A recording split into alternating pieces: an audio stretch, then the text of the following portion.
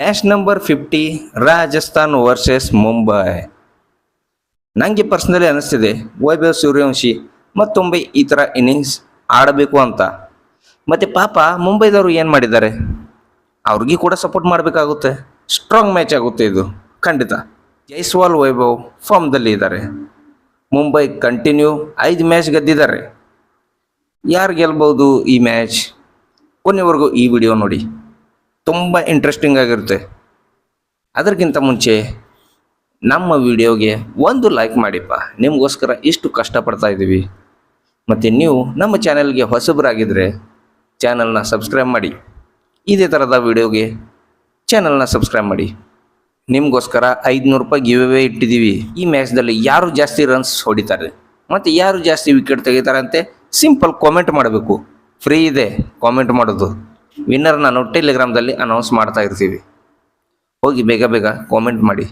Match ಇದೆ Sawai Mansingh stadium Jaipur. Team ಮಾಡೋಣ ಹೀಗೆ ಸದ್ಯಕ್ಕೆ.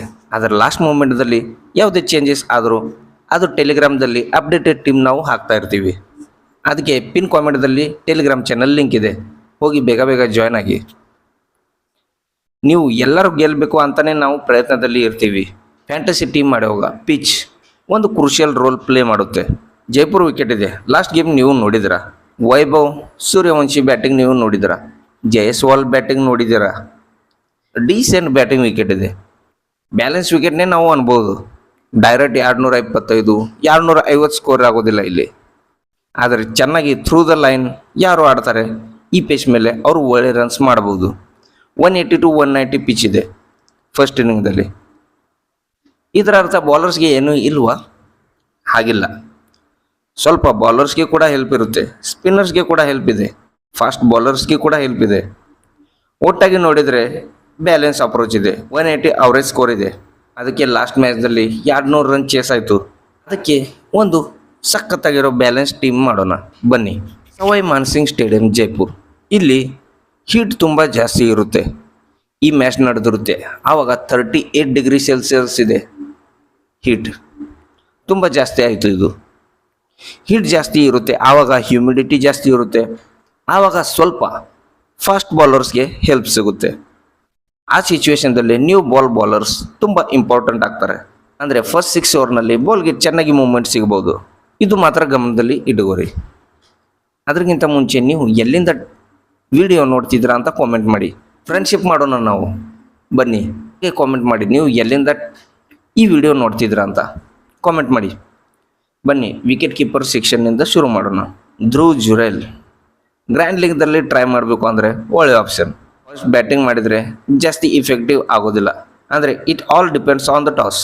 ಮತ್ತು ಚೇಸ್ ಮಾಡುವಾಗ ರಿಯಾನ್ ರಿಕಲ್ಟನ್ಗೆ ಬೇರೆ ಆಪ್ಷನ್ನೇ ಇಲ್ಲ ಇಲ್ಲಿ. ರಿಯಾನ್ ರಿಕಲ್ಟನ್ ಇಲ್ಲಿ ಈ ಪೇಜ್ ಎಂಜಾಯ್ ಮಾಡ್ತಾರೆ. ಏನಾದರೂ ಫಸ್ಟ್ 6 ಓವರ್ ಇಲ್ಲಿ ಬೌಲರ್ಸ್ಗೆ ಸ್ವಿಂಗ್ ಸಿಕ್ಕರೆ ಇಲ್ಲಿ ರಿಯಾನ್ ರಿಕಲ್ಟನ್ ಸ್ವಲ್ಪ ಇಂಪಾರ್ಟೆಂಟ್ ಆಗ್ತಾರೆ. ಯಾಕಂದರೆ ಸೌತ್ ಆಫ್ರಿಕನ್ ಪ್ಲೇಯರ್ ಇದ್ದಾರೆ, ಫಾಸ್ಟ್ ಬೌಲರ್ಸ್ ಚೆನ್ನಾಗಿ ಆಡ್ತಾರೆ. ಅದಕ್ಕೆ ಸದ್ಯಕ್ಕೆ ನಾನು ರಿಯಾನ್ ರಿಕಲ್ಟನ್ಗೆ ಬ್ಯಾಕ್ ಮಾಡ್ತಿದ್ದೀನಿ. ಬ್ಯಾಟಿಂಗ್ ಸೆಕ್ಷನ್ದಲ್ಲಿ ಯಶಸ್ವಿ ಜೈಸ್ವಾಲ್. ನಾವು ಲಾಸ್ಟ್ ಮ್ಯಾಚ್ನಿಂದ ವೈಭವ್ ಸೂರ್ಯವಂಶಿ ಬಗ್ಗೆ ಜಾಸ್ತಿ ಮಾತಾಡ್ತಿದ್ದೀವಿ. ಆದರೆ ಲಾಸ್ಟ್ ಮ್ಯಾಚ್ನಲ್ಲಿ ಯಶಸ್ವಿ ಜೈಸ್ವಾಲ್ ಕೂಡ ಒಂದು ಸಖತ್ತಾಗಿ ಇನ್ನಿಂಗ್ ಆಡಿದರು, ಇದು ಮರಿಬಾರ್ದು. ಒಂದು 2-3 ಸ್ಪೆಷಲ್ ಪಾಯಿಂಟ್ ಹೇಳ್ತೀನಿ, ಸ್ವಲ್ಪ ಗಮನ ಕೊಟ್ಟು ಕೇಳಿ. ಲಾಸ್ಟ್ 7 ಮ್ಯಾಚ್ದಲ್ಲಿ 5 50s ಹೊಡೆದಿದ್ದಾರೆ. 2 ಮ್ಯಾಚ್ದಲ್ಲಿ 50 ಬಂದಿಲ್ಲ. ಅದರಲ್ಲಿ ಒಂದು ಮ್ಯಾಚ್ದಲ್ಲಿ 49 ರನ್ಸ್ ಇದೆ. ರಿದಮ್ ಸಖತ್ತಾಗಿ ಇದೆ. ಇನ್ನೊಂದು 2023ರಲ್ಲಿ ಮುಂಬೈ ಮತ್ತು ರಾಜಸ್ಥಾನ್ ನಡುವೆ ಮ್ಯಾಚ್ ಆಗಿತ್ತು. ಆವಾಗ ಇವರು 100 ರನ್ಸ್ ಹೊಡೆದಿದ್ರು, 124 ರನ್ಸ್. ಮತ್ತು ಲಾಸ್ಟ್ ಇಯರ್ ಅಂದರೆ 2024ದಲ್ಲಿ ಮುಂಬೈ ವಿರುದ್ಧ ಮತ್ತೆ ಮ್ಯಾಚ್ ಆಯಿತು. ಆವಾಗೂ ಕೂಡ 100 ರನ್ಸ್ ಹೊಡೆದಿದ್ರು, 104 ರನ್ಸ್ ಇದೇ ಗ್ರೌಂಡ್ ಮೇಲೆ. ಇನ್ನೊಂದು ಪಾಯಿಂಟ್ ಅಂದರೆ ಹೆಡ್ ಟು ಹೆಡ್ ಬಗ್ಗೆ ಮಾತಾಡ್ತೀವಿ ನಾವು. ಈ ವೆನ್ಯೂ ಮೇಲೆ ಇವರ ನಂಬರ್ ಸಖತ್ತಾಗಿದೆ, 40+ ಅವರೇಜ್ ಇದೆ. ಈಗ ಈ ಎಲ್ಲ ಪಾಯಿಂಟ್ಸ್ ಇವರ ಫೇವರ್ದಲ್ಲಿ ಹೋಗ್ತಾ ಇದೆ. ಕ್ಯಾಪ್ಟನ್ ವೈಸ್ ಕ್ಯಾಪ್ಟನ್ ಒಂದು ಒಳ್ಳೆಯ ಆಪ್ಷನ್ ಆಗ್ತಾರೆ ಇವರು. ಅದಕ್ಕೆ ನಾವು ಇವರಿಗೆ ಬ್ಯಾಕ್ ಮಾಡಿದ್ದೀನಿ. ರೋಹಿತ್ ಶರ್ಮಾ ಸ್ವಲ್ಪ ಮ್ಯಾಚಸ್ನಿಂದ ಇವರು ಫಾರ್ಮ್ ತೋರಿಸಿದ್ದಾರೆ. ಆದರೆ ಇವ್ರ ಮುಂದೆ ಇರ್ತಾರೆ ಸಂದೀಪ್ ಶರ್ಮಾ. ಇವ್ರ ಮುಂದೆ ಇವರು ಸ್ಟ್ರಗಲ್ ಮಾಡ್ತಾರೆ. ಯಾವಾಗ ಇವ್ರ ಮುಂದೆ ಸಂದೀಪ್ ಶರ್ಮಾ ಇರ್ತಾರೆ ಆವಾಗ ಇವರು ತುಂಬ ಸ್ಟ್ರಗಲ್ ಮಾಡ್ತಾರೆ. ಜೈಪುರದಲ್ಲಿ ರೋಹಿತ್ ಶರ್ಮಾ ಅವರೇಜ್ ಅಂಡರ್ 20 ಇದೆ. ಮತ್ತು ರಾಜಸ್ಥಾನ್ ವಿರುದ್ಧ ಕೂಡ ಇವರ ಅವರೇಜ್ 20ನೇ ಇದೆ, ಅಂಡರ್ 20 ಇದೆ. ಅದಕ್ಕೆ ನಂಬರ್ಸ್ ಇವರ ಫೇವರ್ದಲ್ಲಿ ಈಗ ಇಲ್ಲ. ನಾವು ನಂಬರ್ಸ್ ಮೇಲೆ ಟೀಮ್ ಮಾಡ್ತೀವಿ, ಅದಕ್ಕೆ ಇವ್ರಿಗೆ ಈಗ ಡ್ರಾಪ್ ಮಾಡ್ತಾ ಇದ್ದೀನಿ. ಮೇ ಬಿ ಆಡಿದರೂ ಆಡ್ಬೋದು, ಹಾಗೇನಿಲ್ಲ. ಅದಕ್ಕೆ ಯಾರು ಟೀಮ್ ಮಾಡಿ ಅದರಲ್ಲಿ ಇಡಿ ಮತ್ತು ಇನ್ನೊಂದರಲ್ಲಿ ಡ್ರಾಪ್ ಮಾಡಿ. ನಮ್ಮ ಉದ್ದೇಶ ಏನು, ನೀವು ಗೆಲ್ಲಬೇಕು. ತಿಲಕ್ ವರ್ಮಾ ಇವರು ಚೆನ್ನಾಗಿ ಆಡ್ತಾರೆ, ಆದರೆ ಪ್ರಾಬ್ಲಮ್ ಏನು ಅಂದರೆ ನಂಬರ್ 5 ಮೇಲೆ ಬರ್ತಾ ಇದ್ದಾರೆ ಬ್ಯಾಟಿಂಗ್ಗೆ. Mumbai Indians left hand right hand combination ತುಂಬ ಫಾಲೋ ಮಾಡ್ತಾರೆ, ಕಂಪಲ್ಸರಿ ಫಾಲೋ ಮಾಡ್ತಾರೆ. ಯಾವಾಗ ಯಾವಾಗ ವಿಲ್ ಜಾಕ್ಸ್ ನಂಬರ್ 3 ಮೇಲೆ ಬರ್ತಾರೆ, ಅಥವಾ ತಿಲಕ್ ವರ್ಮಾ ಯಾವಾಗ ಯಾವಾಗ 3 ನಂಬರ್ಗೆ ಬರ್ತಾರೆ. ಈಗ 3 ನಂಬರ್ ಬಗ್ಗೆ ಮಾತಾಡ್ತಿದ್ದೀವಿ ಅಂದರೆ ಸೂರ್ಯಕುಮಾರ್ ಯಾದವ್ ಏನು ಬ್ಯಾಟಿಂಗ್ ಮಾಡ್ತಿದ್ದಾರೆ ಇವರು. ಲಾಸ್ಟ್ 3 ಮ್ಯಾಚ್ದಲ್ಲಿ 2 50 ಮತ್ತು 1 40+ ರನ್ ಬಂದಿದೆ. ಇವರ ನಂಬರ್ ಕೂಡ ಸಖತ್ತಾಗಿದೆ. ಈ ಗ್ರೌಂಡ್ ಮೇಲೆ ಇವರ ನಂಬರ್ಸ್ ಕೂಡ ಸಖತ್ತಾಗಿದೆ. 40+ ಅವರೇಜ್ ಇದೆ. ಆರೆಂಜ್ ಕ್ಯಾಪ್ ರೇಸ್ದಲ್ಲಿ ಇದ್ದಾರೆ ಇವರು ಸೂರ್ಯಕುಮಾರ್. ಅದಕ್ಕೆ ಇವ್ರಿಗೆ ನಾನು ಬ್ಯಾಕ್ ಮಾಡ್ತಾ ಇದ್ದೀನಿ. ಇಲ್ಲಿವರೆಗೂ ನಾವು ರಾಯನ್ ರಿಕಲ್ಟನ್, ಯಶಸ್ವಿ ಜೈಸ್ವಾಲ್ ಮತ್ತು ಸೂರ್ಯಕುಮಾರ್ ಯಾದವ್ಗೆ ಬ್ಯಾಕ್ ಮಾಡಿದ್ದೀವಿ. ಟಾಸ್ ಆದಮೇಲೆ ಅವ್ರ ಬಗ್ಗೆ ಯೋಚನೆ ಮಾಡೋಣ. ಅದಕ್ಕೆ ಅಪ್ಡೇಟೆಡ್ ಟೀಮ್ ಟೆಲಿಗ್ರಾಮ್ದಲ್ಲಿ ಹಾಕ್ತೀನಿ. ಟಾಸ್ ಆದಮೇಲೆ ಹೋಗಿ ಜಾಯ್ನ್ ಆಗಿ ಟೆಲಿಗ್ರಾಮ್ ಚಾನಲ್. ಆಲ್ರೌಂಡರ್ ಸೆಕ್ಷನ್ಗೆ ಹೋಗೋಕ್ಕಿಂತ ಮುಂಚೆ ಇಲ್ಲಿ ಇನ್ನೊಂದು ಹೆಸರಿದೆ, ವೈಭವ್ ಸೂರ್ಯವಂಶಿ. ಎಲ್ಲರೂ ಅಂತಿದ್ದಾರೆ ಇವರು ಚೆನ್ನಾಗಿ ಆಡಬೇಕು ಅಂತ. ಈಗ ಇವ್ರ ಮುಂದೆ ಇರ್ತಾರೆ ಟ್ರೆಂಟ್ ಬೋಲ್ಟ್ ಮತ್ತು ಬೂಮ್ರಾ. ಇದೇ ದೊಡ್ಡ ಟೆನ್ಷನ್ ಇರುತ್ತೆ. ಇವರು ಒಂದು ಸ್ಪೆಷಲ್ ಪ್ಲೇಯರ್ ಇದ್ದಾರೆ, ನೋ ಡೌಟ್. ಟ್ರೆಂಟ್ ಬೋಲ್ಟ್ ಕೂಡ ಸಖತ್ತಾಗಿ ಫಾರ್ಮ್ದಲ್ಲಿ ಇದ್ದಾರೆ. ಲಾಸ್ಟ್ 2 ಮ್ಯಾಚ್ದಲ್ಲಿ 7 ವಿಕೆಟ್ಸ್ ತಗೊಂಡಿದ್ದಾರೆ. ಇಲ್ಲಿ ಸ್ವಿಂಗ್ಗೆ ಹೆಲ್ಪ್ ಆಗುತ್ತೆ ಖಂಡಿತ. ಅಷ್ಟು ಈಸಿ ಇರೋದಿಲ್ಲ ವೈಭವ್ ಸೂರ್ಯವಂಶಿಗೆ. ದೀಪಕ್ ಚಹರ್ ಕೂಡ ಚೆನ್ನಾಗಿ ಸ್ವಿಂಗ್ ಮಾಡ್ತಾರೆ. ಬುಮ್ರಾ ಅಂತರೂ ಇದ್ದೇ ಇದ್ದಾರೆ, ಈಸಿ ಇಲ್ಲ. ಗ್ರ್ಯಾಂಡ್ಲಿಂಗ್ ನೀವು ಏನಾದರೂ ಆಡ್ತಾ ಇದ್ರೆ ಸ್ವಲ್ಪ ರಿಸ್ಕ್ ತಗೊಳ್ಳಿ, ಇವ್ರಿಗೆ ಡ್ರಾಪ್ ಮಾಡಿ. 18% ಸೆಲೆಕ್ಷನ್ ಇದೆ ಇವ್ರದ್ದು, ಆದರೆ ನಾವು ಸದ್ಯಕ್ಕೆ ನಮ್ಮ ಟೀಮ್ದಲ್ಲಿ ಇಡ್ತಾ ಇದ್ದೀವಿ. ವಿಲ್ ಜಾಕ್ಸ್ ಇವ್ರಿಗೆ ತಗೊಳ್ಳೋ ಲಾಜಿಕ್ ಏನು ಅಂದರೆ ಸ್ವಲ್ಪ ಕೇಳಿ ಈಗ ಗಮನ ಕೊಟ್ಟು. ಯಾವಾಗ ಯಾವಾಗ ಲೆಫ್ಟ್ ಹ್ಯಾಂಡರ್ಸ್ ಬರ್ತಾರೆ ಬ್ಯಾಟಿಂಗ್ಗೆ, ವಿಲ್ ಜಾಕ್ಸ್ ಬೌಲಿಂಗ್ ಮಾಡೇ ಮಾಡ್ತಾರೆ. ಈಗ ಇವ್ರ ಮುಂದೆ ರಾಜಸ್ಥಾನದಲ್ಲಿ ಯಾರ್ಯಾರು ಲೆಫ್ಟ್ ಹ್ಯಾಂಡರ್ಸ್ ಇದ್ದಾರೆ, ಯಶಸ್ವಿ ಜೈಸ್ವಾಲ್, ಹೆಟ್ಮೈರ್, ನಿತೀಶ್ ರಾಣಾ, ವೈಭವ್ ಸೂರ್ಯವಂಶಿ, 4 ಲೆಫ್ಟ್ ಹ್ಯಾಂಡರ್ಸ್ ಇದ್ದಾರೆ. ಇವರು ಈಗ ಇಲ್ಲಿ ಬೌಲಿಂಗ್ ಖಂಡಿತ ಮಾಡ್ತಾರೆ. ಸ್ಪಿನ್ಗೂ ಕೂಡ ಸ್ವಲ್ಪ ಹೆಲ್ಪ್ ಸಿಗ್ಬೋದು ಈ ಪಿಚ್ ಮೇಲೆ. ಏನೇ ಇಲ್ಲ ಅಂದರೂ 2 ಓವರ್ ಖಂಡಿತ ಮಾಡೇ ಮಾಡ್ತಾರೆ. ಯಾವಾಗ ಯಾವಾಗ ಇವರು ಓವರ್ಸ್ ಹಾಕಿದ್ದಾರೆ ಅವಾಗ 3 ನಂಬರ್ ಮೇಲೆ ಬ್ಯಾಟಿಂಗ್ಗೆ ಕೂಡ ಬಂದಿದ್ದಾರೆ. ಹೀಗೆ ಟೀಮ್ ಮಾಡೋಕ್ಕೆ ಆಗೋದಿಲ್ಲ. ನಾವು ಲಾಜಿಕಲಿ ಟೀಮ್ ಮಾಡ್ತಾ ಇರ್ತೀವಿ. ಎಂಜಾಯ್ ಮಾಡ್ತಿದ್ದೀರಾ ನಮ್ಮ ವಿಡಿಯೋ? ಹಾಗಾದರೆ ಒಂದು ಲೈಕ್ ಮಾಡಿ. ಏನಾದರೂ ನೀವು ಈ ಚಾನಲ್ಗೆ ಹೊಸಬ್ರು ಇದ್ದರೆ ನಮ್ಮ ಚಾನಲ್ ಸಬ್ಸ್ಕ್ರೈಬ್ ಮಾಡಿ. ಇದೇ ಥರದ ವಿಡಿಯೋಸ್ ಖಂಡಿತ ಬರ್ತಾ ಇರುತ್ತೆ.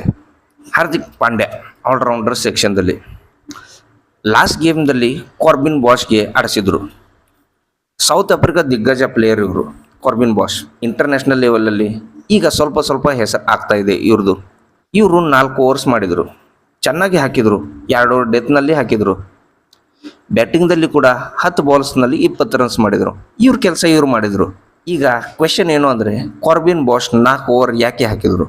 ಯಾಕಂದರೆ ಹಾರ್ದಿಕ್ ಪಾಂಡ್ಯ 1 ಓವರ್ ಹಾಕಿದರು. ಈಗ ಹಾರ್ದಿಕ್ ಆ್ಯಸ್ ಎ ಬೌಲರ್ ಬರ್ತಾರಾ? ಇದು ದೊಡ್ಡ ಕ್ವೆಶನ್ ಇದೆ ನನ್ನ ಮೈಂಡಲ್ಲಿ. ಯಾಕಂದರೆ ಕಾರ್ಬಿನ್ ಬಾಷ್ಗೆ ಸಪೋರ್ಟ್ ಮಾಡ್ತಾರೆ, ಯಾಕಂದರೆ ಇವರು ಕ್ಯಾಪ್ಟನ್ ಇದ್ದಾರೆ. ಅಕಸ್ಮಾತ್ ಮುಂಬೈ ಏನಾದರೂ ಚೇಸ್ ಮಾಡ್ತಿದ್ರೆ ಆವಾಗ ಇವ್ರಿಗೆ ಡ್ರಾಪ್ ಮಾಡೋಣ.